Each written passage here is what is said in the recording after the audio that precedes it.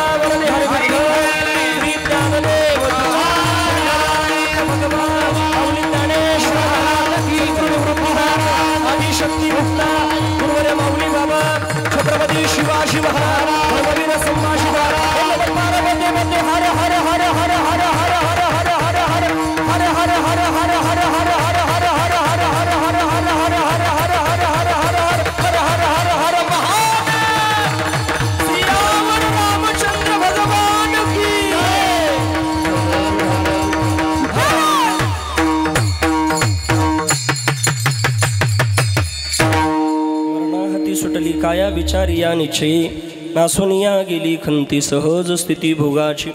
ओम मृत्युंजयाय रुद्राय नीलकंठाय शंभवे अमृतेशाय शर्वाय महादेवाय ते नमः। अतुलित बलधाम हेमशैलावदेहं धनुजवन कृशानुं ज्ञानिनामग्रगण्यं सकल गुण निधानं वानरानामधीशं रघुपति प्रिय भक्तमातजातं नमामि। अंजनी गर्भ संवत वायुपुत्रो महाबलः कुमारो ब्रह्मचारी च हनुमंताय नमो नमः। लोकाभिरामं रणरंगधीरं राजीवनेत्रं रघुवंशनाथं कारुण्यरूपं करुणाक्रन्तं श्रीरामचन्द्रं शरणं प्रपद्ये। मनोजवं मारुततुल्यवेगं जितेन्द्रियं बुद्धिमता वरिष्ठं वातात्मजं वानरयूतमुख्यं श्रीरामदूतं शरणं प्रपद्ये। हे दुःखभंजन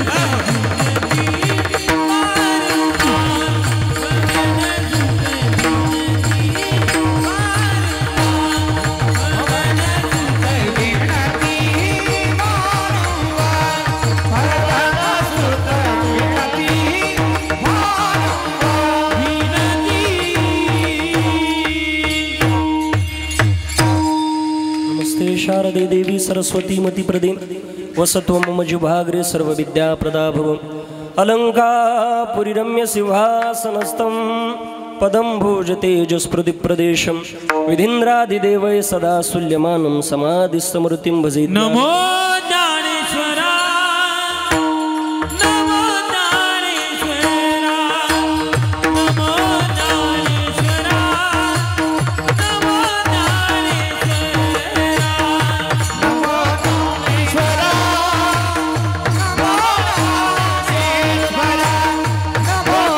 ज्ञानेश्वरा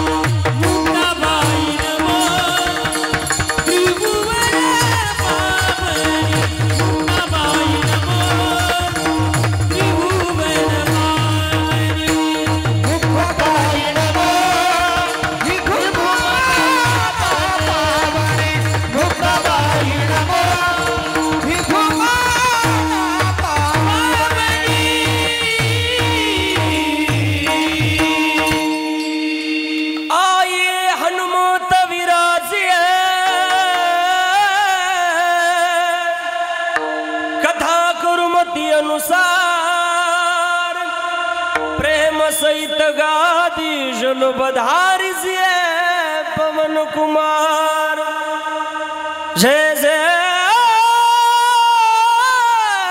श्री राधा रम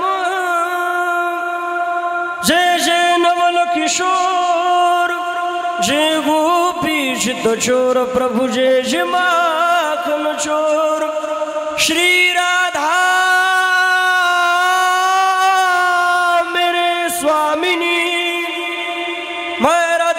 दास जन्म जन्म मोहि दे जियो श्री वृंदावन निवास अष्ट सिद्धि नवनिधि के दाता असबर दीन जानकी माता राम रसायन तुम्हारे पास सदा रहो रघुपति के दासा हृदय सद्गुरु जिन्हें तारिला संसार गुरु मनोन विशेष अत्याधुर विवेकावरी मस्तक हे पाया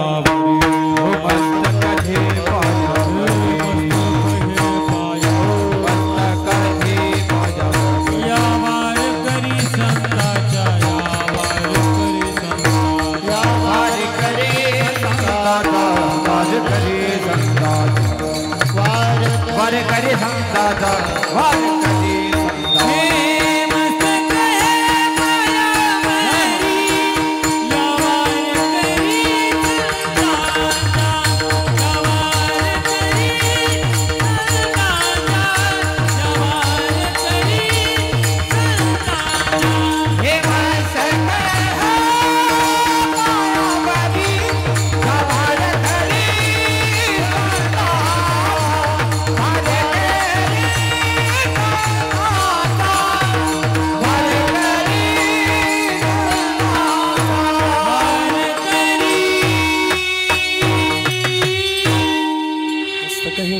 यावर करी संतांच्या मरणा हाती सुटली काया विचारिया निश्चय नासोनिया गेली खंती सहज स्थिती भोगाची प्रसूत प्राप्त स्थळी कीर्तन रूपी सेवे करता निवडलेला भंग देवच्या सुप्रसिद्ध साधू वैराग्याची मूर्ती म्हणत पुतळे श्री संत श्रीमंत जगद्गुरु श्री तुकोबरांच्या अभंग गाथेमधील 4 चरणाचा अभंग असून आजच्या प्रसंगाला शोभणारा भंग कीर्तन रूपी सेवे करता निवडला आहे विठ्ठल विठ्ठल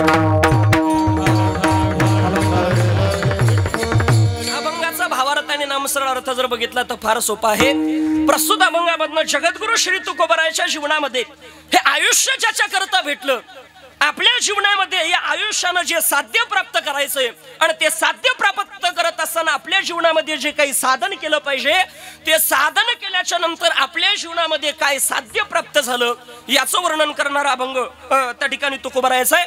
तुकोबराय म्हणता माझ्या जीवनामध्ये आयुष्यभर मी जे काही देवाचं चिंतन केलं त्याचा परिणाम अहम ब्रह्मास्मी या तत्वबोधाचा उपदेश अनुभूती ज्या वेळेला माझ्या जीवनामध्ये आली त्यावेळेला आता माझ्या जीवनामध्ये मरणाच्या तावडीमधून त्या ठिकाणी मरणाच्या हातातून माझी त्या ठिकाणी काया सुटली. आता माझ्या जीवनामध्ये मरण्याची गरज राहिली नाही आणि त्या याचा परिणाम आता माझ्या जीवनात कुठलीच खंत कुठलं दुःख राहिलं नाही, कारण माझ्या जीवनामध्ये आयुष्यभर मी जे काही कर्म केलं होतं ते आयुष्यभर कर्माचा परिणाम माझ्या जीवनामध्ये मी जो काही अट्टहास या तत्वबोधापर्यंत पोहोचण्याकरता केला होता ते माझ्या जीवनामध्ये साध्य झालं आणि आता भगवान परमात्मा आणि मी वेगळा राहिलो नाही, त्याचा परिणाम माझ्या जीवनामध्ये आता मरण्याची गरज नाही. विठ्ठल विठ्ठल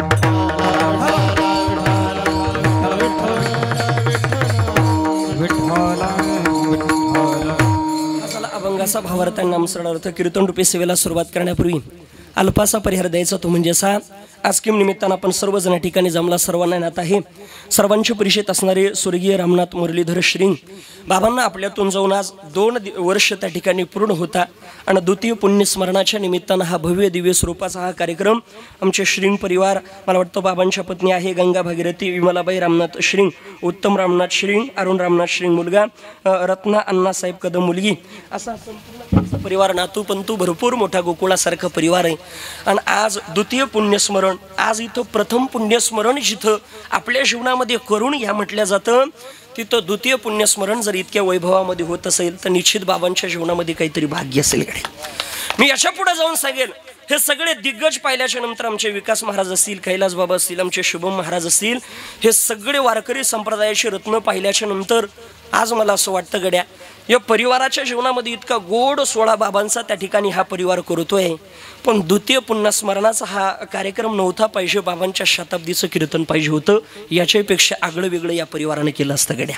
कारण बघा आज त्यांच्या जीवनामध्ये खऱ्या अर्थानं अतिशय गोड, मी तर या परिवाराला भाग्यवान म्हणेल का या परिवाराच्या जीवनामध्ये अतिशय गोड त्या ठिकाणी बाबांची शेवटच्या कालावधीमध्ये तर काय सेवा केली मी माझ्या स्वतःच्या डोळ्यानं त्या ठिकाणी बघत होतो.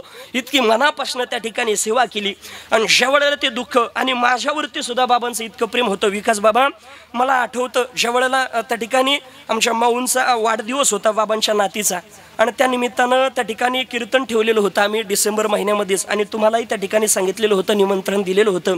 पण पुढं बाबांचं त्या ठिकाणी प्रकृती बिघडल्या कारणानं तो कार्यक्रम रद्द झाला आणि रद्द झाल्याच्या नंतर इतकी बाबांची प्रकृती खालवली का बाबांना बोलता येत नव्हतं, माणूस ओळखायला येत नव्हता.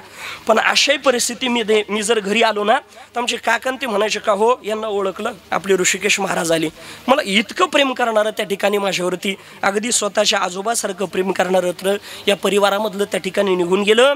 आणि त्या माध्यमातून खऱ्या अर्थानं या ठिकाणी उपस्थित असलेले मृदंग मर्ष मृदंग अलंकार नाशिक जिल्ह्यामध्ये आज जी तरुण मुलं खऱ्या अर्थानं आपल्या जीवनामध्ये मृदंग ज्यांच्याकडे बघून शिकताना आमचे विकासजी महाराज बेलूकर श्री महाराजांकरता एकदा जोरदार टाळी झाली पाहिजे. अतिशय गोड महाराजांच्या हाताला काही वजन आहे महाराज, अतिशय सुंदर, त्यांनाही मनापासून धन्यवाद. या बाजूला आमचे कैलासजी महाराज पवार श्री महाराज, खऱ्या अर्थानं श्री महाराजांच्या मुखामधनं हे दुग्भंजन ऐकावं होतं भक्त महाराजांच्या मुखामधनं. मी असा विचार करत होतो का हे अनेकांनी जरी गायलं असेल तर पण यांच्याच मुखातून ते गोड का वाटतं, तर याचं कारण हनुमंतरायाचं ते भजन आहे महाराज. हनुमंतराय कोणाचे अवतार आहे? भगवान शिवजीचे. आणि भगवान शिवजीचा अवतार असणारे हनुमंतराय जर असतील तर हनुमंतराय त्या ठिकाणी भगवान शिवजीचे अवतार आहे. आणि भगवान शिवजीचं राहणं जर कैलासात असेल तर हे दुग्भंजन कैलास महाराजांच्या मुखातून नाही ऐकणं वाटणार तर कोणाच्या मुखातून ऐकावं वाटणार आहे? श्री महाराज अतिशय गोड महाराजांचा आवाज आहे. महाराजांचा आवाज ऐकला का मी तो सुदबुदुक होई नाही का. अगदी आपल्याला पुढे ते सुद्धा श्रवण करायचंय. श्री महाराजांनाही मनापासून धन्यवाद. अगदी खऱ्या अर्थानं आपल्या परिसराचंच भूषण, खऱ्या अर्थानं श्रीराम त्या ठिकाणी श्रीरामपूर तालुक्याचं भूषण आमचे हरिभक्तपरायण शुभमजी महाराज श्री महाराजांना काय ज्ञानोबारायनं देणगी दिली. एकदा श्री महाराजांकरता जोरदार टाळ्या झाल्या पाहिजे. या बाजूला ज्यांच्या संस्थेमधील हे सगळे विद्यार्थी आमचे राहुल बाबा अतिशय गोड स्वतः कीर्तनकार आहे महाराज, पण तरी सुद्धा कीर्तनामध्ये टाळ घेऊन आहे. विनेकरी त्यांनाही मनापासून धन्यवाद आहे. आमचे प्रतीकदादा त्यांनाही धन्यवाद आहे. या ठिकाणी आमच्या विकी दादाच्या साऊंड करता एकदा जोरदार टाळी झाली पाहिजे. अगदी गोड साऊंड त्या ठिकाणी त्यांनी लावला. आमचे भगवान काका वगैरे सगळे त्या ठिकाणी, आमचे विनायक काका वगैरे सगळे या ठिकाणी उपस्थित आहे. मातुवर्ग पितृवर्ग सगळ्यांना मनापासून धन्यवाद. आणि सेवेला प्रारंभ अतिशय गोड यूट्यूब चॅनल सुद्धा आमचे मराठी कीर्तन असेल, आपला जीवलग असेल, आमच्या राहुल बाबांचा चॅनल आहे धर्म कीर्तन, सगळ्यांना मनापासून धन्यवाद देतो. आणि सेवेला प्रारंभ बघा 6 ते 8ची वेळ होती, उशिरा सुरू झालं. मी काही जास्त उशिरा संपवणार नाही, कारण एकदा येणं घेतलं ढेकळाच्या वारात, तुम्ही ढेकळे घेऊन मागं लागायला बसले नाही का. अगदी कमी कालावधीमध्ये गोड चिंतन मांडण्याचा प्रयत्न करणार आहे. फक्त आता बसले अशा शेवटपर्यंत शांत चित्तेने बसा. आपले रेकळ आपापल्या जवळ गपचिप त्या ठिकाणी सांभाळा. कोणी कुजबूज करू नका, हे हात जोडून विनंती. विठ्ठल विठ्ठल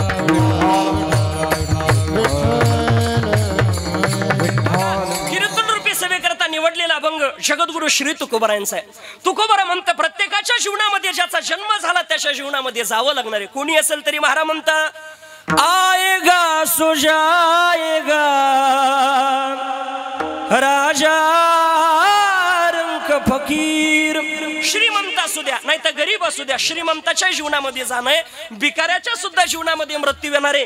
कोणाच्या जीवनामध्ये मृत्यू चुकवत येत नाही. येते नाही ऊर आले अवतारे, येते नाही ऊर आले अवतारे, फिरते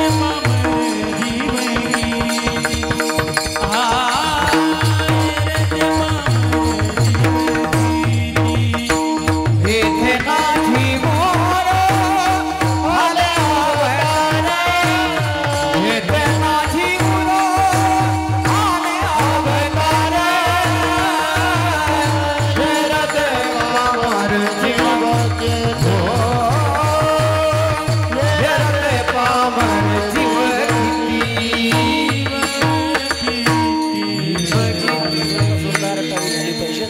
जीवनी येत नाही उरो आली अवतार हेरती पामर शिव किती जे अवताराला आले त्यांच्या सुद्धा जीवनामध्ये एक ना एक दिवस अवतार संपावा लागला. तुमच्या आमच्या त्या ठिकाणी पामर जीवाची काय गोष्ट आहे. महाराज म्हणता 9 भी मर गई, 10 भी मर गई सहस्र 33 कोटी देवता मर गए पडे काल के फासी. आपल्या जीवनामध्ये प्रत्येकाला जावं लागतं, मृत्यू प्रत्येकाला येणार आहे हो, पण आपल्या जीवनामध्ये अंतकाळ मनुष्याच्या जीवनामध्ये साधता आला पाहिजे. महाराज बघा बाबांच्या जीवनामध्ये किती गोड अंतकाळ, किती गोड पर्वणी साधली. त्यांच्या जीवनामध्ये त्यांना दुसरी तिथं त्या ठिकाणी बघण्याची गरजच नाही. मला असं वाटतं ज्या तिथीला माझ्या रामलल्लाची प्राण प्रतिष्ठा अयोध्येमध्ये होते त्या तिथीला त्या ठिकाणी बाबांचं पुण्य स्मरण येतं. यापेक्षा वेगळं भाग्य काय असलं पाहिजे. रामप्रभू म्हणजे सामान्य नाही.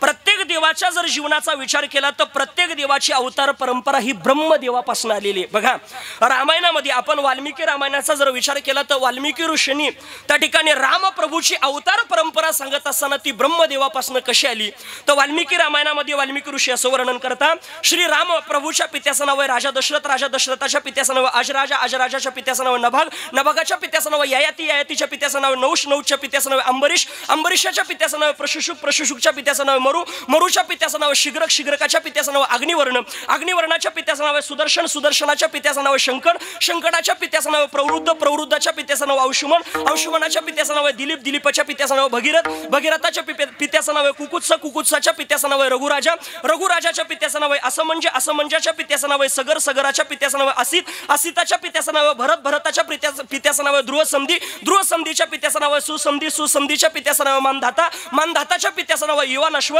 युवानश्वाच्या पित्याचं नाव धुंदुबार, धुंदुबाराच्या पित्याचं नाव त्रिशंकू, त्रिशंकूच्या पित्याचं नाव अनरण्य, अनरण्याच्या पित्याचं नाव बाण, बाणाच्या पित्याचं नाव विवस्वान, विवस्वानाच्या पित्याचं नाव मनु, मनुच्या पित्याचं नाव इक्ष्वाकू, इक्ष्वाकूच्या पित्याचं नाव कुक्षी, कुक्षीच्या पित्याचं नाव विकुक्षी, विकुक्षीच्या पित्याचं नाव कश्यप, कश्यपाच्या पित्याचं नाव मरीची आणि मरीचीच्या पित्याचं नाव आहे ब्रह्मदेव.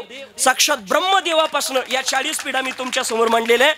अशा बाबा कृष्ण प्रभूच्याही सांगता येतात, अशा परशुरामांच्याही ब्रह्मदेवापासून सांगता येतं. पण परत कीर्तन ठेवा मग सांगतो एका पाकिटात सगळं कसं शक्य आहे नाही का. असो पण त्या माध्यमातून उगच नाही असे 5 वर्षाचं नारळ घेऊन ठेवलेलं असो, पण त्या माध्यमातून त्या ठिकाणी बघा असे असणारे रामलल्ला त्या राम प्रभूच्या जीवनामध्ये खऱ्या अर्थानं त्यांची प्राण प्रतिष्ठा जिथं होते तो पावन पवित्र दिवस आहे. ही पर्वणी साधला हा पर्वकाळ गेला अंतरीचा मळ. हे सहजासहजी आपल्या जीवनामध्ये प्राप्त होत नाही बाबा, त्याच्याकरता साधूच्या संगतीमध्ये जावं लागतं. हे जीवन फार सुंदर आहे, पण या जीवनाचा आनंद जर आपल्या जीवनामध्ये कळावा, हे जीवन कशा करताय हे जर आपल्या जीवनामध्ये कळावं असं जर वाटत असेल तर महाराज म्हणता आपण समताची संगत केली पाहिजे. बघा समताची संगत केल्याशिवाय आपल्या जीवनामध्ये आपण देव आहे हे कळू शकत नाही, किंवा देव कसा ओळखायचा आहे देवाची ओळख करून देण्याची ताकद फक्त समतामध्ये. कारण हा जीव ममई वंश जीव लोके जीव भूत सनातना मनःषष्ठानी इंद्रियानी प्रकृती स्थानी करशती. भगवान परमात्मा गीतेमध्ये वर्णन करता अर्जुना ममई वंश हे माझे सगळे अंश आहे, हे सगळे जड जीव जे दिसताना हे माझे अंश आहे. पण प्रत्येक जीवाचं असं झालं असं बाबा का कर्म करत असताना तो जीव म्हणतो हे मी करतोय, पण ज्ञानोबा म्हणता मी केलं असं म्हटलं का त्याच्या जीवनात जन्म मरणाची येरझार होणार आहे. पण ज्याच्या जीवनामध्ये ज्यानं सगळं कर्म देवाला समर्पण केलं, ज्ञानोबा वर्णन करता हे मजची स्तव झाले परी म्या नाही केले ऐसे जेने जाणतले तो सुट लागा. ज्याच्या जीवनामध्ये आपण पवित्र कर्म केलं पण मी नाही केलं असं जर म्हटलं तर तो जन्म मरणाच्या येरझारामधून चुकतो. बऱ्याच जणांना कुठल्याही कार्याचं श्रेय आपल्याला घ्यायची सवय असते, बरोबर आहे का ना. एखाद्या वेळेला कैलास बाबा आपण जर कीर्तनाला गेलो ना, काही काय म्हणता महाराज तिथे जाऊन आले तुम्ही, मग मीच म्हणलो होतो त्यांना तारीख घ्या, तूच म्हणला होता, अरे त्यांची ना आमची आधी ओळख आहे, तू म्हणला होता तारीख घ्या, नाही का. पण बघा आपल्या जीवनामध्ये हे आपण जे काही पवित्र कार्य केलं हे कार्य मी नाही केलं ही बुद्धी देणारा भगवान परमात्मा आहे. आणि असं ज्यानं म्हटलं त्याच्या जीवनात जन्म मरणाची येरझार चुकवणार आहे, चुकते. आणि आपल्या जीवनात ती चुकावी असं जर वाटत असेल तर पवित्र कर्म करा. कारण भगवान परमात्म्यानं हा 3.5 हाताचा नरदेव कबीरदास महाराज म्हणता कशा करता दिला, औट हात का मानव देह भगवान ने तुझ दिया, लेकर तूने क्या किया, खाया पिया सुख से सोया, नाग जमाना खोया. याच्या पुढे जाऊन आमचे संत महात्मे सांगतात देवानं हा नरदेव कशा करता दिला, देवे दिला देह भजना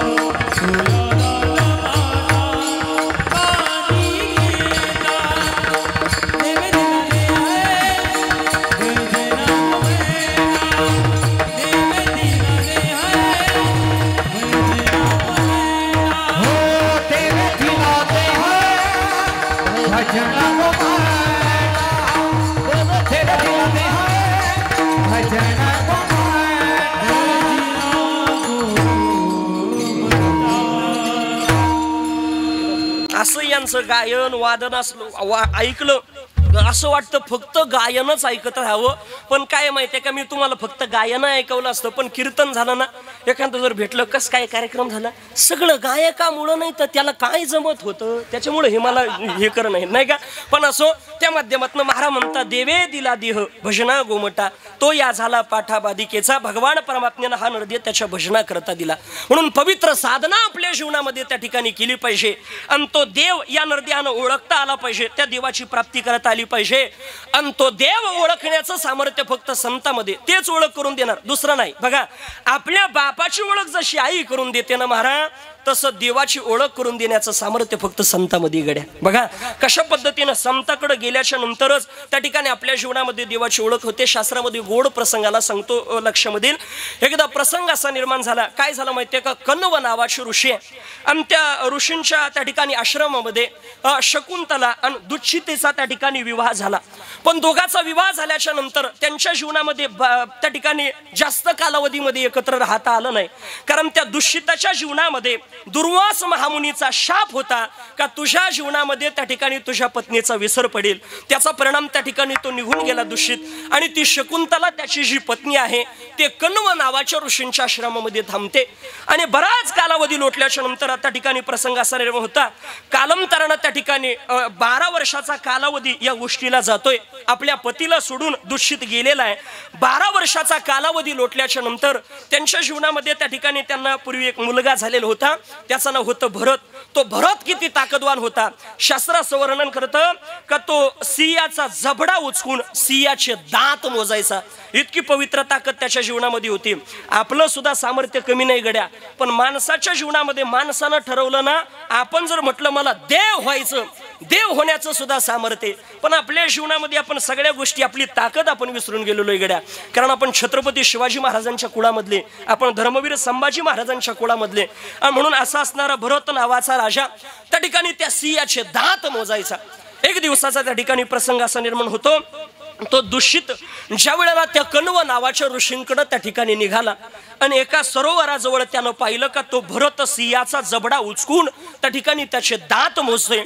हे पाहिल्याबरोबर त्यानं पाहिलं हा कोण आहे, लक्षामध्ये आला हा तर आपला पुत्र आहे. त्याच्या जवळ गेला, आपला हा पुत्र आहे. कारण त्याच्या लक्षामध्ये कसं आलं तर त्या ठिकाणी तो आपल्या पत्नीला त्या ठिकाणी विसरलेला होता, पण पत्नीनं दिलेली अंगठी एका मच्छीनं गिळालेली होती आणि ती मच्छीनं काही कालावधीनंतर त्या सरोवरावरती टाकलेली होती. आणि ती पाहून त्याच्या जीवनामध्ये त्याच्या पत्नीचं, त्याच्या मुलाचं स्मरण त्याच्या जीवनामध्ये होतं. आणि तो ज्या वेळेला तिथं आल्याबरोबर त्या ठिकाणी त्या भरताला म्हणतोय, भरता तू माझा पुत्र आहे बाबा. तो म्हणला कसं शक्य, माझं सामर्थ्य पाहून तुम्ही लगेच काही नाथ लावलं, हे जमणार नाही म्हटले. म्हणले अरे खरंच तू माझा पुत्र आहे. मी नेहमी सांगत असो, एखादा मुलगा जर चांगला निघाला ना बाबा, कोणी त्याला माझं माझं म्हणतं, पण ते जर खोडकर निघालं कोणीच माझं म्हणत नाही. बघा एखाद्या वेळेला बाबा आपल्या घरात एखादं पोरगं चांगलं गाणारं वाजवणारं निघू द्या, बाप म्हणतो पोरगं बघा कसं आपल्यावर गेलं, आई म्हणती पोरगं बघा कसं आपल्यावर गेलं. आत्याच वेगळंच राहतं, बया तुमच्यावर नाही गेलं, फुईव गेलं फुईव, आता कसं गेलं तिलाच माहिती नाही का. पण हेच जर ही चित्र निघालं ना बाबा, बाप म्हणतोय आपल्यावर नाही गेलं, फटकून काढलं बाय. आई म्हणते आपल्यावर नाही गेलं बया. आणि सासूचं वेगळंच राहतं, बया आमच्या खानदानीत नव्हतं, कोणाच्या खानदानीतलं काय म्हणजे अवघड असतं नाही का. म्हणून त्या माध्यमातून सांगितलं भरता तू माझा आहे. माझा आहे म्हटल्याबरोबर भरतानं सांगितलं बाबा तू नाही, तुम्ही काय हे नातं लावताय. तेवढ्यामध्ये त्या ठिकाणी शकुंतला तिथं येते आणि त्या शकुंतलाने सांगितलं भरता हाच तुझा पिता आहे. असं म्हटल्याबरोबर त्यानं आपल्या पित्याचा त्या ठिकाणी स्वीकार केला. मला मुद्दा हा मांडायचा आहे, जसं आपल्या जीवनामध्ये भरतानं आईनं त्या ठिकाणी त्या भरताला सांगितलं हा तुझा पिता आहे, त्यावेळेला त्या पित्याची ओळख त्याच्या जीवनामध्ये झाली. त्या पद्धतीनं या जीवाच्या जीवनामध्ये खऱ्या अर्थानं हा देव आहे हे संत रूपी आईनं सांगितल्यानंतरच कळतं. विठ्ठल विठ्ठल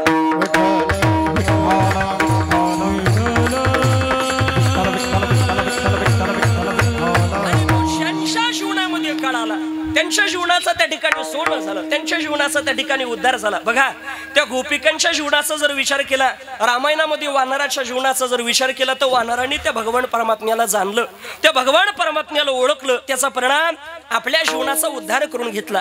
गोपिकांच्या जीवनाचा जर विचार केला तर गोपिकांच्या जीवनामध्ये गोपिका त्या ठिकाणी स्वतः भक्ती करून संत पदाला प्राप्त झाल्या आणि भगवान परमात्म्याची भक्ती केली. बरं इतकी भक्ती केली का त्या भक्तीमध्ये तहान भूक सगळं विसरून गेल्या. मुरली वाले हो बंसी वाले, मुरली वाले हो बंसी वाले, मुरली वाले हो बंसी वाले, मुरली वाले हो बंसी वाले. मैं तो खुद खोई तेरे प्यार में, मैं तो खुद खोई तेरे प्यार में, मैं तो खुद खोई तेरे प्यार में, सब कुछ भूल गई तेरे संसार में, जो मैं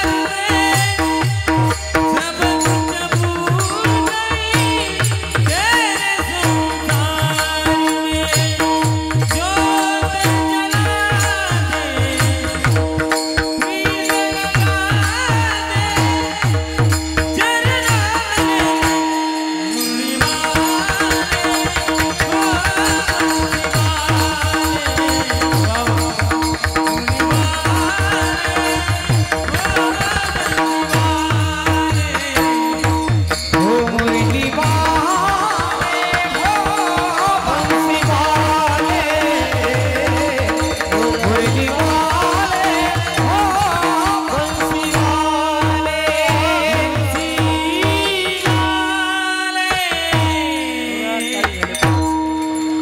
काय भगवान परमात्म्यानं महाराजांना आवाज दिलेला असावा, महाराजांच्या हातामध्ये सुद्धा काय वजन दिलं. बरं याच्या पुढे जाऊन सांगू, फक्त आमच्या विकास बाबा गोड वाजवता यात विशेष नाही, तुम्ही त्यांच्या संस्थेवरती जायचं, 100-150 विद्यार्थी त्यापैकी कुठल्या विद्यार्थ्याला बोलवायचं आणि त्यांच्या समोर बसवायचं, तसाच बाज वाजवणार महाराज. इतकी विद्यार्थ्याकडून सुद्धा त्या ठिकाणी साधना करून घेतली महाराज. म्हणजे काही स्वतःपुरतं त्या ठिकाणी नाही, पण अतिशय गोड. महाराज म्हणता आपल्या जीवनामध्ये त्या ठिकाणी मी तहान भूक त्या गवळणी त्या ठिकाणी विसरल्या. याच्या पुढे जाऊन सांगू, त्या गवळणीच्या जीवनामध्ये इतक्या गवळणी उच्च पदाला पोहोचल्या का उद्धवाच्या सुद्धा जीवनामध्ये देवाच्या सोबत राहून ज्ञानाचा अभिमान होतो. त्यावेळेला उद्धवाला सुद्धा त्या गवळणींकडे आपल्या जीवनातला अभिमान घालवण्याकरता जावं लागतं. इतकी पवित्र साधना केली. आणि त्या गोपिकांच्या जीवनामध्ये एकदा भगवान परमात्मा प्रसन्न झाला आणि गोपिकांना म्हणतो, हे गोपिकांनो काहीतरी मागा माझ्याकडं. त्यावेळेला गोपिकांनी सांगितलं, देवा काही नकोय. अगं काहीतरी मागा. त्यावेळेला सांगितलं, देवा तुला द्यायचंच असेल तर एकच दे. काय? किशोरी कुछ ऐसा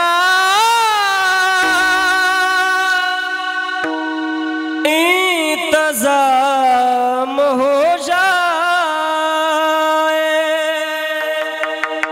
किशोरी कुछ ऐसा इंतजाम हो जाए, जुबां पे राधा राधा राधा नाम हो जाए, किशोरी कुछ ऐसा इंतजाम हो जाए. हे राधा राणी फक्त आमच्याकडून भजन करून घे, तुझं चिंतन करून घे, एवढंच दे. याचं कारण असं आहे, त्यांना हे जगत नश्वर आहे कळालं. आणि ज्याच्या जीवनामध्ये प्रपंच खोटा आहे कळाला, त्यांनी प्रपंचाचा त्यागच केला. तुम्ही बघा नवनाथ ग्रंथ जर वाचला तर त्याच्यामध्ये गोपीचंद नावाचा राजा आहे. ज्यावेळेला आईच्या जीवनामध्ये स्वतःच्या आईनं उपदेश केला, बाळा यातलं काही सोबत येणार नाही. जालिंदरनाथांना त्या ठिकाणी गुरु केलं, प्रपंचाचा त्याग केला. भरताच्या जीवनामध्ये प्रपंचाचा त्याग केला, वनामध्ये जाता साधना करता. कारण त्यांना माहिती हा प्रपंच खोटा आहे. आपल्या सुद्धा जीवनामध्ये आपण प्रपंचामध्ये रममान होतो, याचं कारण हा खोटा आहे कळालेला नाही. आणि आपल्या जीवनामध्ये ज्या दिवशी खोटा आहे हे कळालं, आपण त्याच्यात कसं रममान होणार नाही. आमचे गुरुवर्य माऊली बाबा आम्हाला पाठात एक उदाहरण सांगायचे बाबा विनोदानं. आपल्याला याच्यात हे सुख नाश पावणार आहे किंवा हे सुख खरं नाही आहे हे कळाल्यानंतर आपण कसं याच्यात रममान होणार नाही. आमचे गुरुवर्य उदाहरण सांगायचे. काय झालं, एका कॉलेजला अनेक मुलं मुली होते महाराज, आणि त्यापैकी एका मुलीचं त्या ठिकाणी मुलीचं मुलाचं लग्न झालं. हे काही नवीन नाही, हे सध्या चालूच आहे नाही का. आणि म्हणून त्या माध्यमातून दोघांचं लग्न झालं.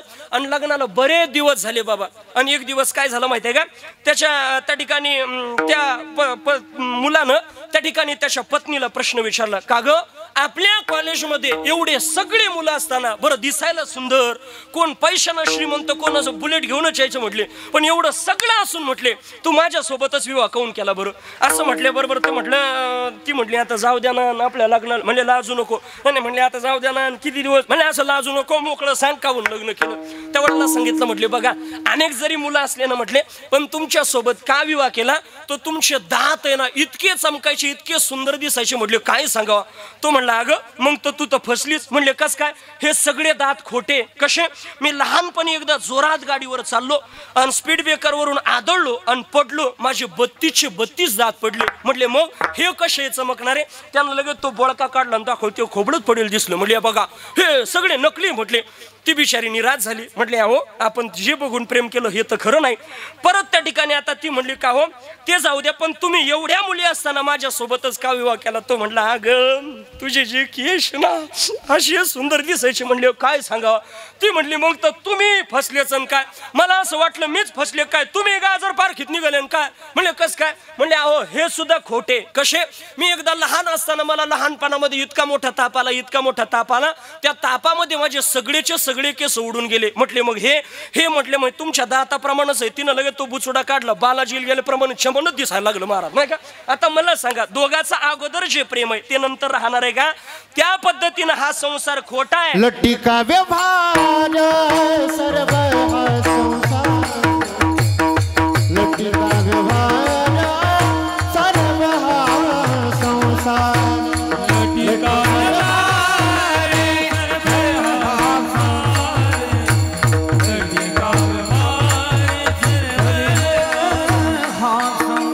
लट्टी का व्यवहार सर्व हा संसार, लट्टी का व्यवहार सर्व हा संसार, लट्टी का व्यवहार सर्व हा संसार, लट्टी का व्यवहार सर्व हा संसार.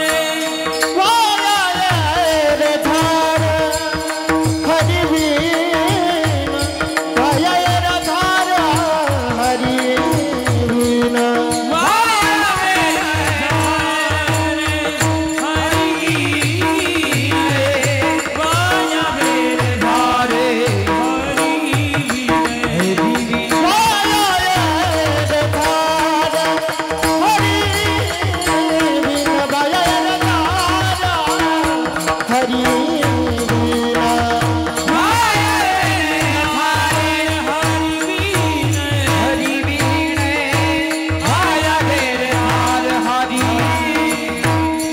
हाय हरी मुख माना हरी मुख माना हरी मुख माना हरी मुख माना हरी मुख माना हरी मुख माना हरी मुख माना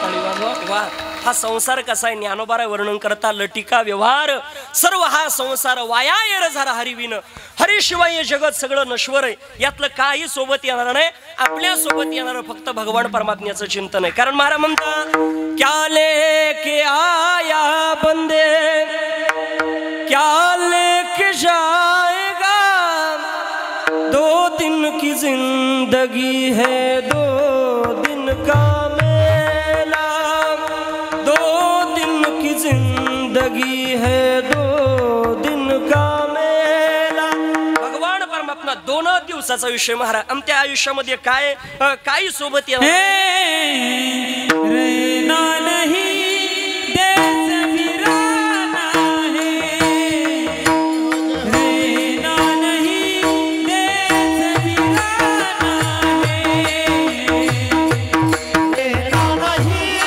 देश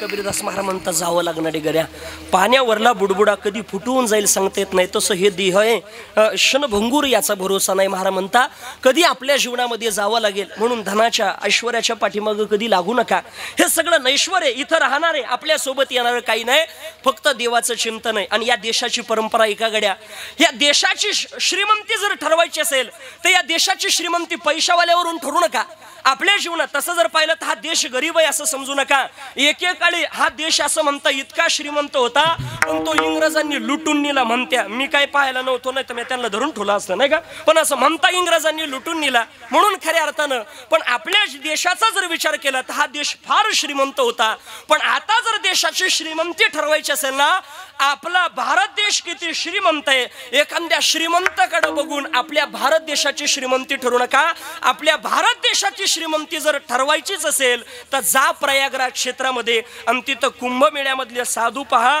ती खरी आपल्या भारताची त्या ठिकाणी श्रीमंती आहेत गड्या आपल्या जीवनामध्ये याच्या पुढे जाऊन सांगू जसं प्रयागराजला वारकऱ्यांचा कुंभ चालू आहे तर मला वाटतं पौष वारीच्या निमित्तानं त्या ठिकाणी तिथं जसा साधूंचा कुंभ चालू आहे प्रयागराजला तसं त्या ठिकाणी त्र्यंबकेश्वरला पौष वारीच्या निमित्तानं जणू काही वारकऱ्याचं कुंभच आहे गड्या तिथं सुद्धा जाऊन एकदा स्नान करा कुंभ स्नान तुमच्या जीवनामध्ये घडल्याशिवाय राहणार नाही कारण तिथं जर त्या ठिकाणी इथं सुद्धा त्र्यंबकराज भगवान परमात्मा आहे स्वतः निवृत्तीनाथ दादा भगवान शिवाचे अवतार आहे आणि हनुमंतरायाचं प्रागट्य अंजनेरी पर्वत ते सुद्धा भगवान शिवाचेच अवतार आहे अशा 3 रूपामध्ये भगवान शिवजीनं ज्या ठिकाणाला नांदावं ना ते पवित्र ठिकाण म्हणजे त्र्यंबकेश्वर आहे कोण आहे निवृत्तीनाथ दादा इथं बसलेल्या प्रत्येकाची अपेक्षा असेल का मला जगातले सगळे तीर्थ करावे बरोबर आहे का नाही सुरेश काका प्रत्येकाला वाटतं मी जगातले सगळे तीर्थ बघावे जगातल्या सगळ्या तीर्थाचं पुण्य माझ्या जीवनामध्ये घडावं पण ज्याच्या जीवनामध्ये जगातले सगळे तीर्थ बघायला जायची त्या ठिकाणी बघायला जाणं शक्य नसेल ना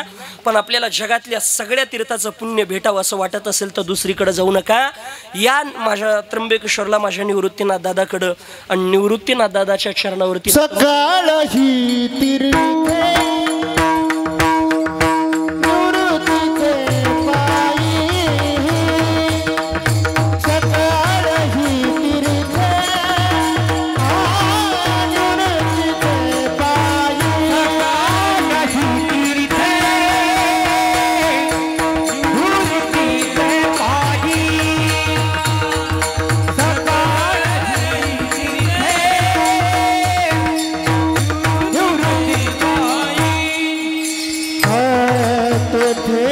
बुडी देई हा माझे मना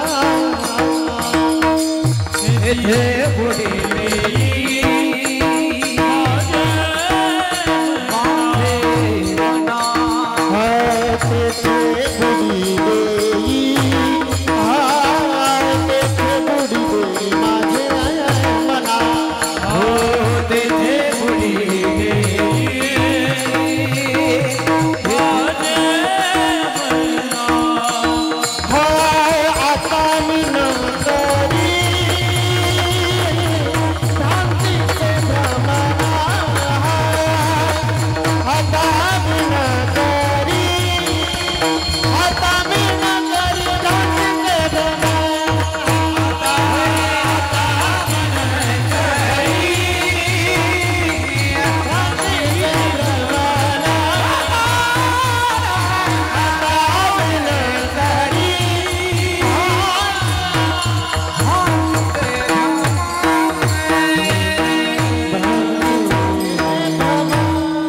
वर्णन करता बाबा जगातले सगळे तीर्थयात्रा घडावी असं वाटत असेल तर सगळ्या तीर्थांना जाणं शक्य नसेल ना, कोणत्याच तीर्थाला जाऊ नका. या निवृत्तींना दादाच्या चरणावरती साष्टांग प्रणिपात करा.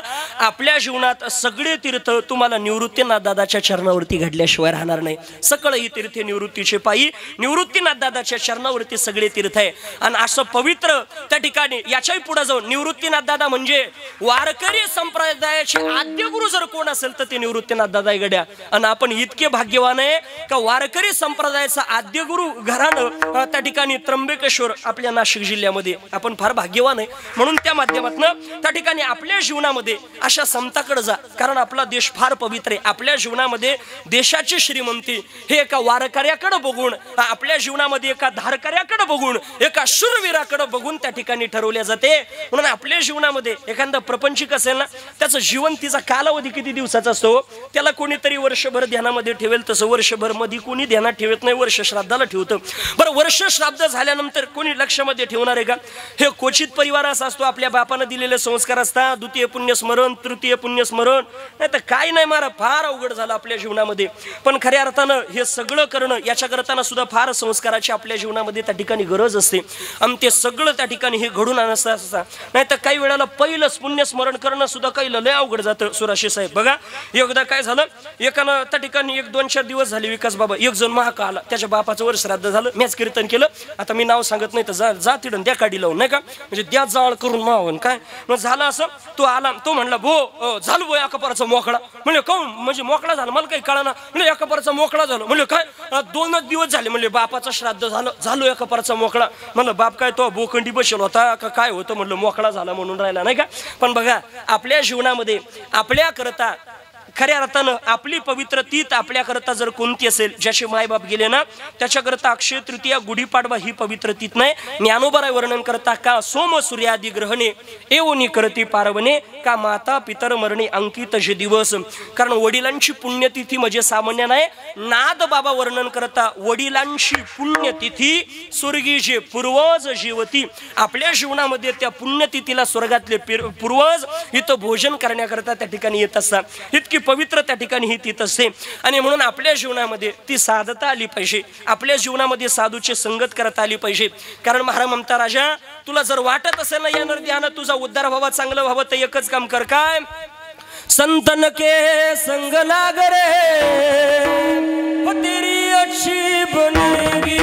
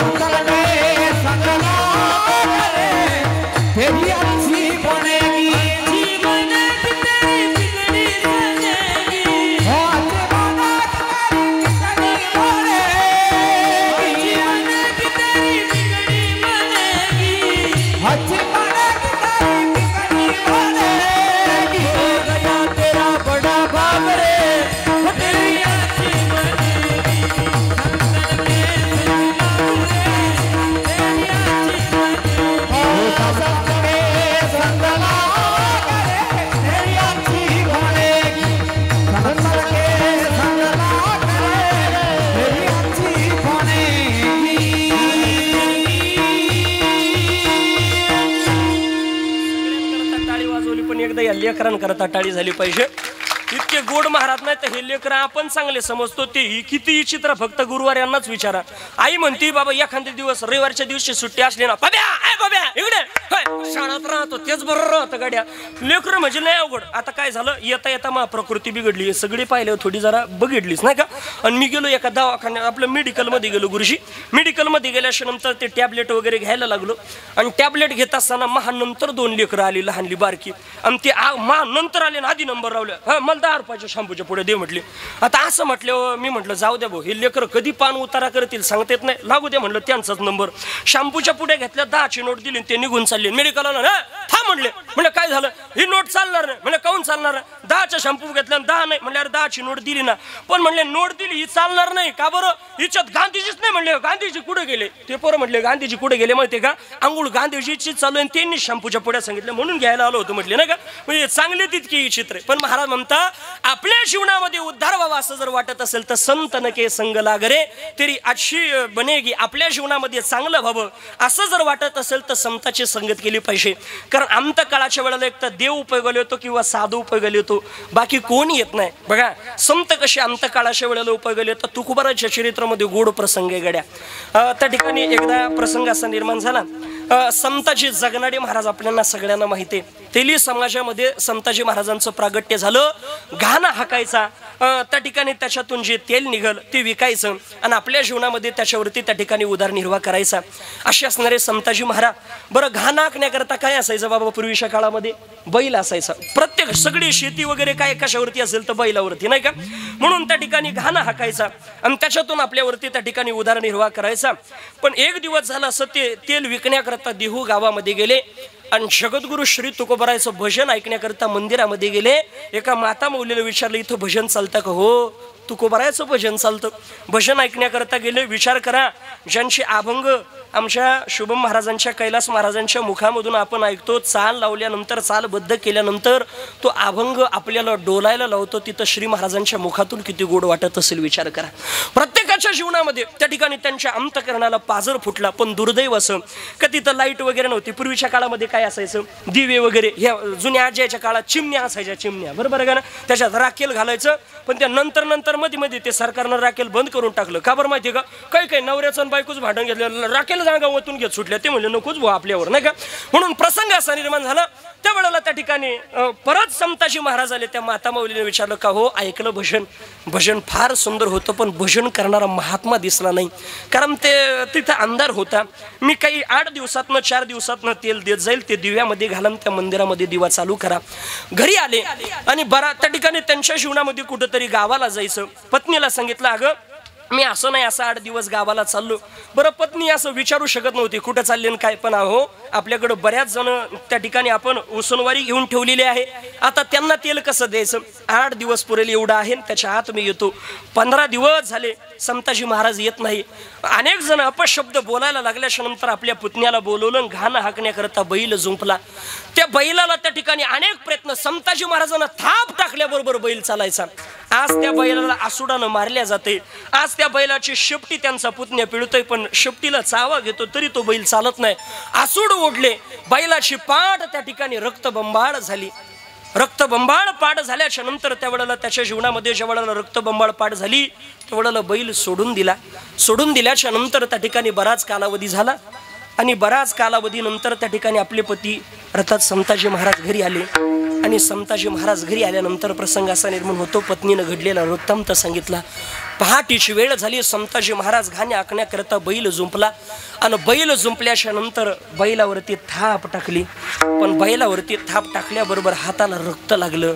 हे रक्त कशाचं विचारलं त्यावेळेला त्या ठिकाणी त्यांचा पुतण्या म्हणतो काकी पाहिलं का, आपण मारून सुद्धा बैल चालत नव्हता, शेपटी पिरगाडी बैल चालत नव्हता.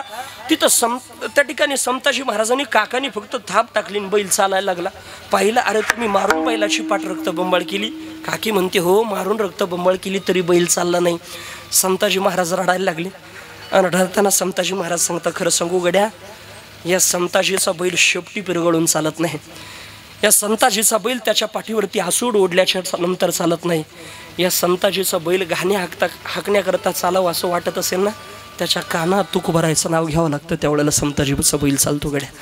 विचार करा समताजी महाराजांच्या बैलाची जर तुकोबरायावरती इतकी श्रद्धा असेल, त्यांची किती असेल? आणि त्यांच्या जीवनामध्ये त्या ठिकाणी त्यांनी गाथा लिहिला. ज्ञानोबारानं जशी ज्ञानेश्वरी सांगितली लिहिली नाही, सच्चिदानंद बाबानं त्या ठिकाणी ती लिहिली. त्या पद्धतीनं समताजी महाराजांनी तो गाथा लिहिला. आणि गाथा पूर्ण झाल्याबरोबर आता तुकोबाराय म्हणता काहीतरी मागा समताजी, काही नका, गाथा लिहिण्याचं सद्भाग्य दिलं याच्यापेक्षा काय पाहिजे, नाही काहीतरी मागा. त्यावेळेला सांगितलं माझ्या अंतकाळाच्या वेळेला त्या ठिकाणी तुम्ही माझी सोडवण करण्याकरता त्या ठिकाणी या अंतकाळाच्या वेळेला या. तुकोबाराला मान्य झालं. तुकोबारा म्हणता बघा समताजी, मी जर तुमच्या अगोदर गेलो ना, तुम्ही मला 3 ओंजळ मुठमाती द्यायची, आणि तुम्ही माझ्या अगोदर गेले तर मी 3 ओंजळ तुम्हाला मुठमाती देणार. दोघाचं ठरलं. या गोष्टीला बराच कालावधी झाला. तुकोबाराय आता वैकुंठाला जाणार. समताजीला कोणीतरी बोलवण्याकरता जा. पण समताजीनं सांगितलं माझा घाणा चालू आहे. म्हटले थांबा मी येतो. पण समताजीचा घाण्यानं जणू काही त्यांचा घाणाच घातला महाराज. समताजी महाराज आले नाही. तुकोबाराय वैकुंठाला निघून गेले. इकडे आले, निराश झाले. आपण दिलेला शब्द पाळू शकत नाही, पण तुकोबाराय पाळता का बघू. या गोष्टीला बराच कालावधी लोटला. आणि आता समताजी महाराजांनी देह ठेवला. समताजी महाराजांची अंत्ययात्रा निघाली आणि त्यांना समाधी देण्याकरता त्या ठिकाणी घर केलं. त्या ठिकाणी त्यांना पुरून द्यायचं, समाधी द्यायची म्हणून घर केलं.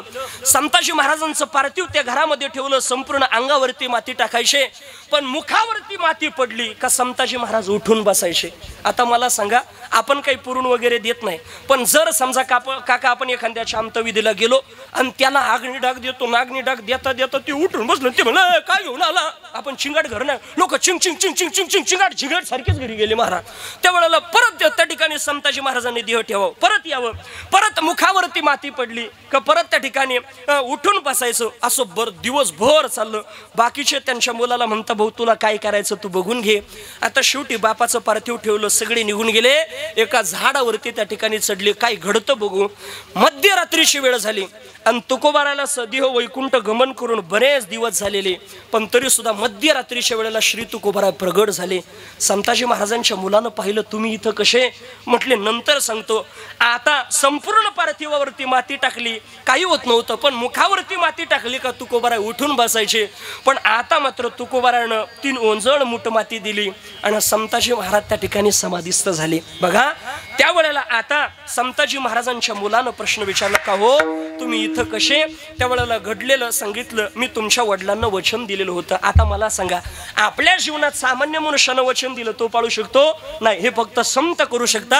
आणि अंत काळाच्या वेळेला संत उपयोगाला येणारे. महाराज म्हणता बाकी कोणी माता पिता बंधू बहिणी कोणी न भवती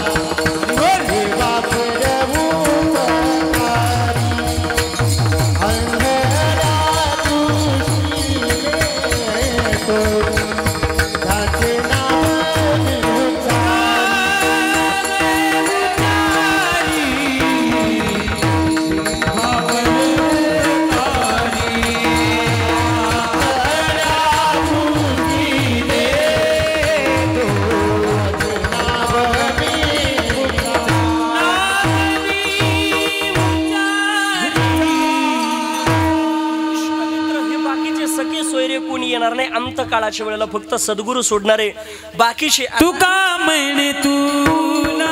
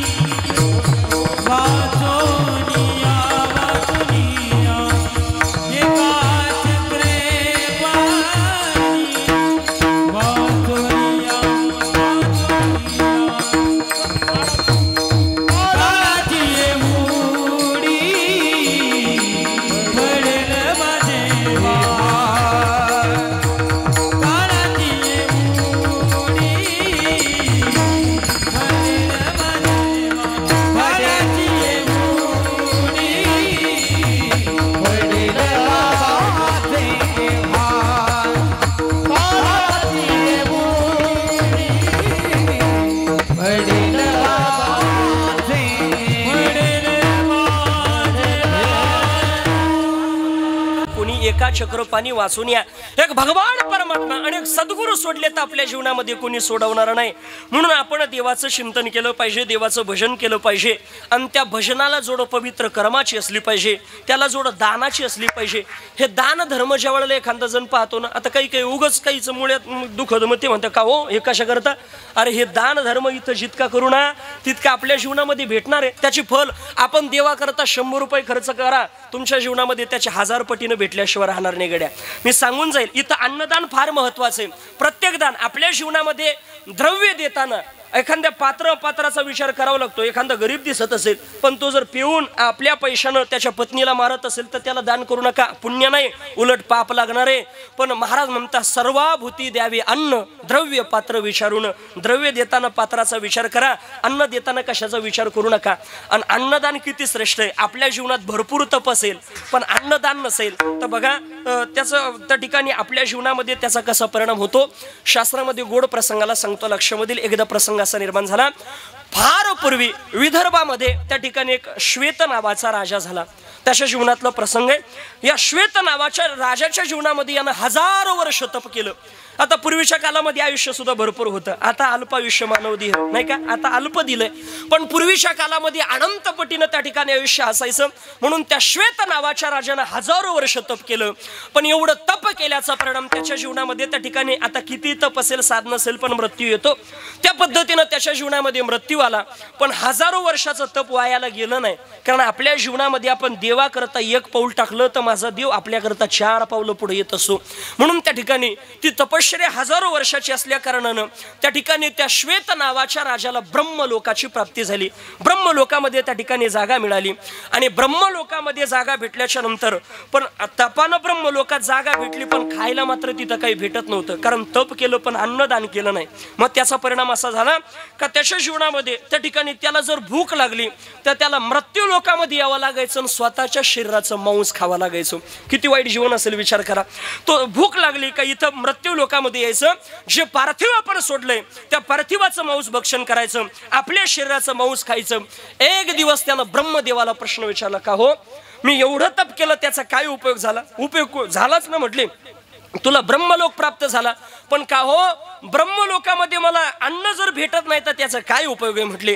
त्यावेळेला सांगितलं तुला अन्न भेटत नाही याचं कारण तुझ्या जीवनामध्ये तू अन्नदान त्या ठिकाणी कधी केलेलं नाही. मग त्याच्यामुळं तुला तुझ्याच शरीराचं मांस खावं लागतं. त्याचा परिणाम भूक लागली का त्यानं मृत्यू लोकामध्ये यावं, आपल्या शरीराचं मांस खावं, परत ब्रह्मलोकामध्ये जावं. हे अखंड चालू राहिलं. पण एक दिवस आपल्याच शरीराचं मांस भक्षण करण्याकरता आल्याच्या नंतर त्याच्या जीवनामध्ये अगस्ती महामुनींचं अगस्ती अगस्ती ऋषींची भेट झाली, दर्शन झाली आणि त्याच्या जीवनामध्ये मांस खाणं मात्र तिथून बंद झालं. त्या परिश्रमामधून त्या ठिकाणी सुटका झाली. मला मुद्दा हा मांडायचा, तपाच्या साह्यानं तुमच्या जीवनामध्ये सद्गती प्राप्त होईल.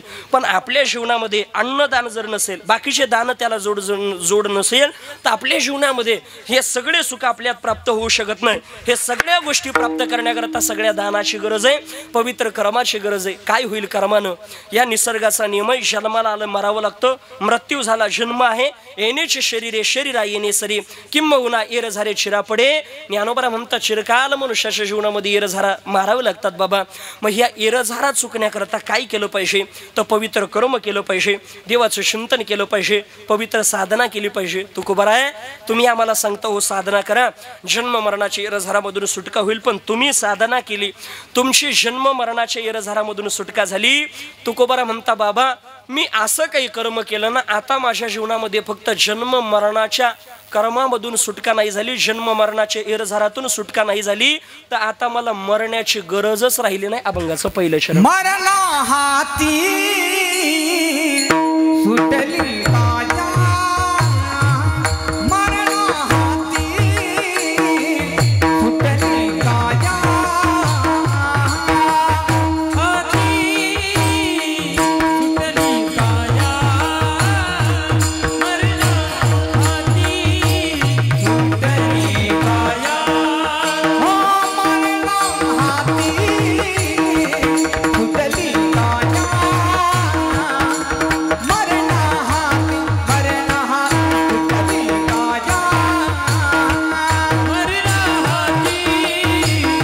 सुटली काया, मरणा हाती सुटली काया, मरणा हाती सुटली काया.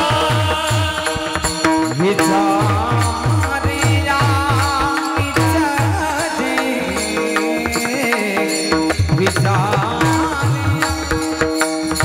विचारिया ना कोणीला गेली भक्ती, ना कोणीला गेली भक्ती, ना कोणीला गेली भक्ती, ना कोणीला गेली भक्ती. हो मरणा हाती सुटली काया, विचारे जाणी छायर झाले, विचारे आणि छाये, विचारे जाणी छायाची सुटली काया, विचारे जाणी छाये, विचारे आणि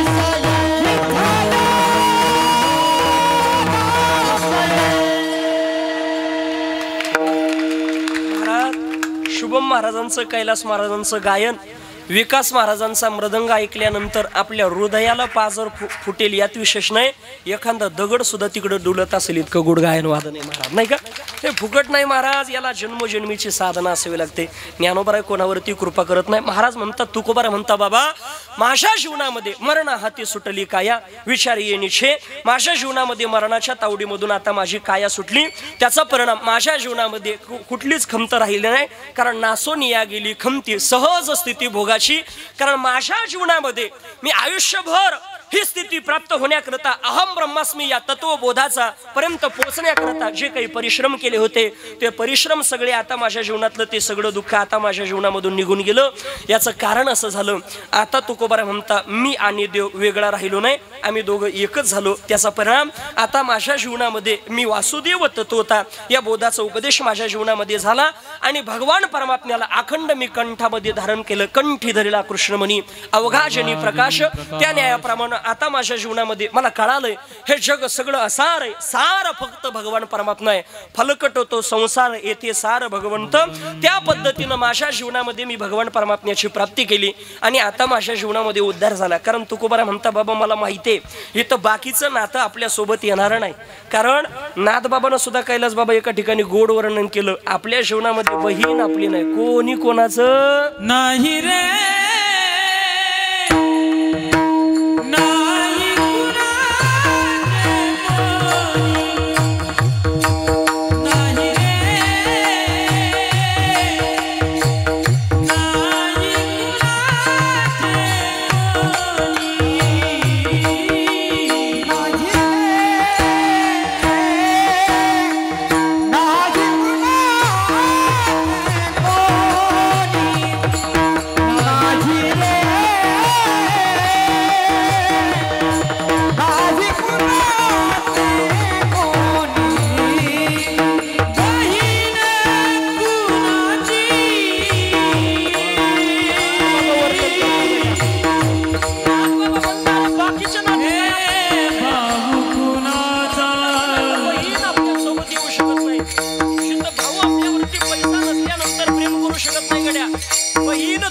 जोपर्यंत प्रेम करते जोवरी चलन गा तोवरी म्हणती माझा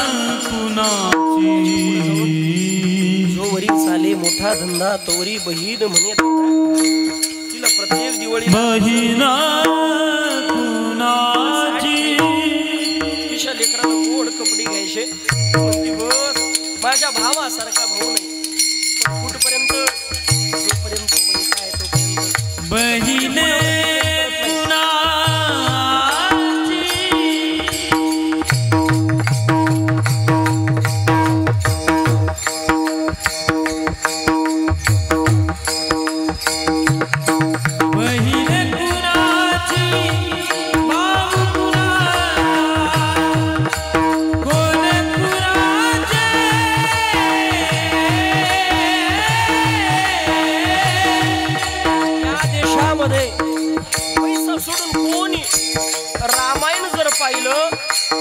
आताच्या कलियुगाचा विचार केला कोणी कोणाचं राहील नाही बघा भावा भावावरती प्रेम करावं आताचा भाऊ भाऊ नाही भाऊ झाला भक्तासारखा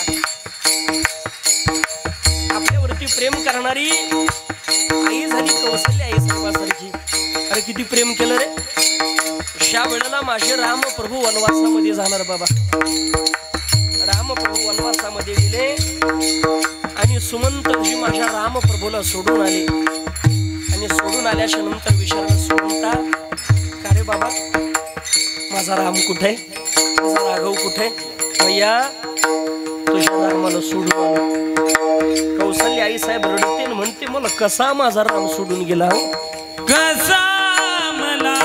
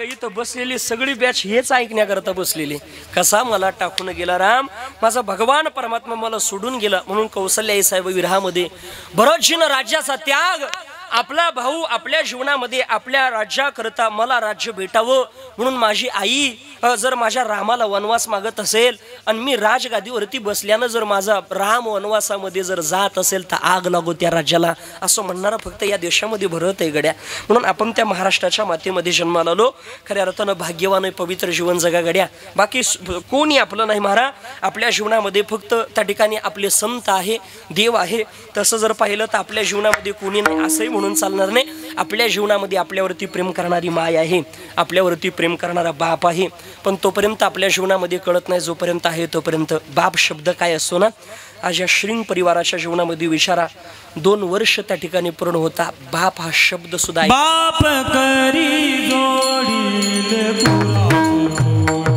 बाप करी जोडील बाप करी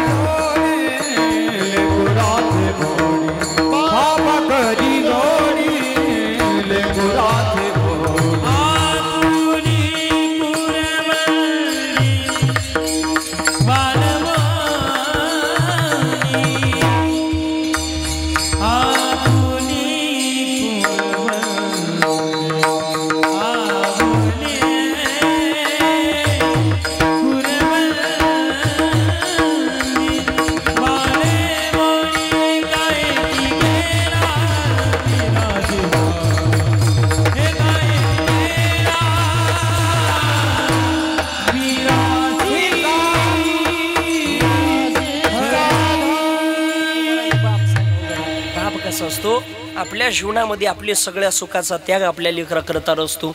बाप काय असतो माहितीये का?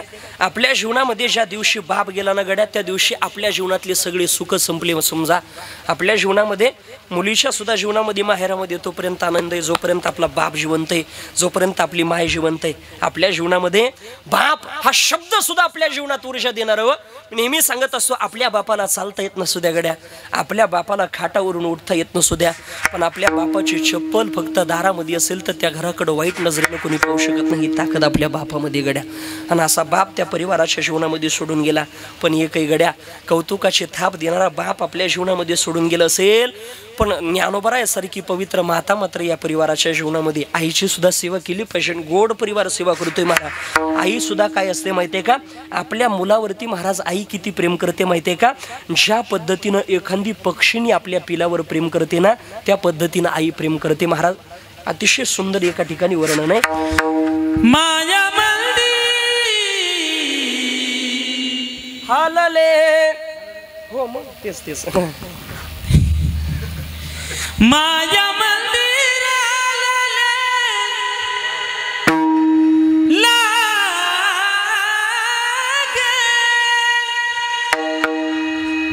माया मंदिर लागे कलश फुटाया, आज गाया पछीने जाई पिलाना बेटाया, आज गाया पछीने जाई पिलाना बेटाया. आपल्या जीवनामध्ये ज्या पद्धतीने एखादी पक्षी आपल्या पिलावरती प्रेम करते ना, त्या पद्धतीने आईचं प्रेम असते गड्या. आणि म्हणून खऱ्या अर्थानं आपल्या जीवनामध्ये ज्ञानोबा वर्णन करता, सकल तीर्थाची धुरी जे का माता पितरे तया सेविसिकीर शरीर लोण की जे.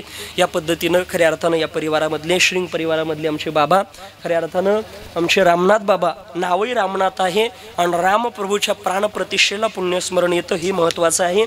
असे बाबा आपल्याला सोडून 2 वर्ष पूर्ण होत आहे.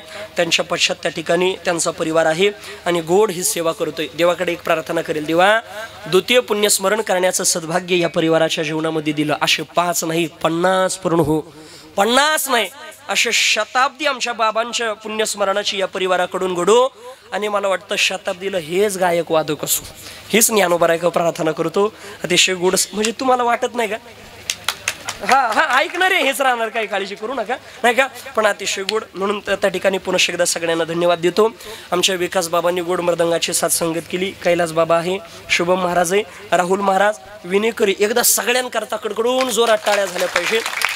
साऊंड सुद्धा आमच्या विकी दादाने इतका सुंदर लावला ना महाराज, काय गोड साऊंड लावला महाराज, नाही का? अगदी सुंदर. नाही तर सगळं गोड असतं, साऊंड पशी बिघडतं, नाही का? म्हणजे स्वयंपाकाला साधनं भरपूर असतात, पण त्या माता माऊलीला जर कळत नसलं ना, पोळी करताना नेमकं पुरणात पोळी ते काय पुरण कात घालावं का कात काय कळत नसलं, अवघड होऊन जातं, नाही का? पण अतिशय गोड आहे, त्यांनाही धन्यवाद. खऱ्या अर्थानं सगळ्यांनी एकदा मोठ्या प्रेमानं भजन करा. विठो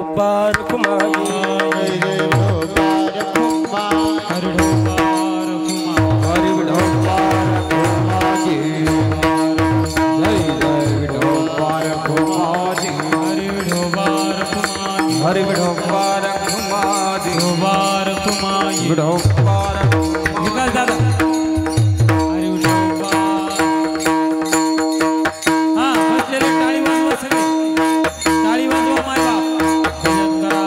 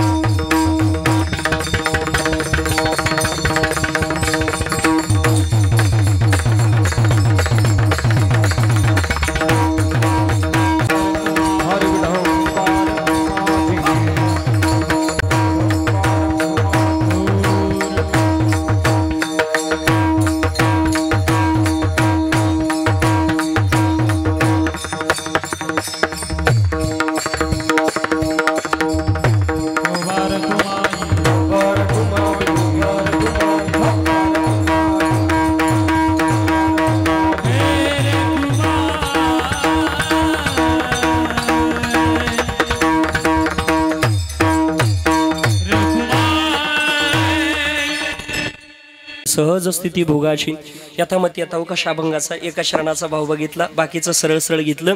याचं कारण असे, आपले फक्त 5-1 मिनिटं शिल्लक राहिले आणि त्याच्यामध्ये अजून 5-1 मिनिटं अतिक्रमण करून विकास महाराजांचं शिवपरण हे सगळं त्यांची अपेक्षा आहे. म्हणून आता सगळ्यांची अपेक्षा 5-10 मिनिटं तेवढं आमच्या करता. म्हणून बोलण्याशोगत काही चुकीचे शब्द गेले असेल लेकरा शांत करणारा माफ करा. ही सगळी मंडळी तुमच्या सगळ्यांवरती प्रेम करणारी आहे, तेवढी त्यांची अपेक्षा पूर्ण करा. आमचे संकेत दादा सुद्धा, आमचे आवी दादा, संकेत दादा, कुठेही लांबचा प्रवास असेल तर अखंड माझ्या सोबत राहणारी अतिशय गोड हा परिवार आहे. सगळ्यांना मनापासून धन्यवाद. सेवेला या ठिकाणी पूर्णविराम. 2 मिनिटं भजन करण्याकरता महिला मंडळ पुरुष मंडळवरती हात करा करा करा. वा लक्ष्मी शारंगधर सीतापती रघुवीर राधा गोविंद. लक्ष्मी शारंगधर सीतापती रघुवीर राधा गोविंद. राधा गोविंद रखुमाई पांडुरंग. राधा गोविंद रखुमाई पांडुरंग. राधा गोविंद रखुमाई पांडुरंग. रखुमाई पांडुरंग. लक्ष्मी शारंगधर सीतापती रघुवीर राधा गोविंद. लक्ष्मी शारंगधर सीतापती रघुवीर राधा गोविंद. राधा गोविंद रखुमाई पांडुरंग. राधा गोविंद रखुमाई पांडुरंग. राधा गोविंद रखुमाई पांडुरंग.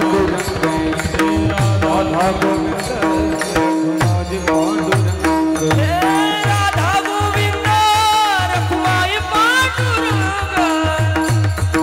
राधा गोविंद रखुमाई पांडुरंग. राधा गोविंद रखुमाई पांडुरंग. रखुमाई पांडुरंग. लक्ष्मी शारंगधर सीतापती रघुवीर राधा गोविंद. लक्ष्मी शारंगधर सीतापती रघुवीर राधा गोविंद. राधा गोविंद रखुमाई पांडुरंग. राधा गोविंद रखुमाई पांडुरंग. राधा गोविंद रखुमाई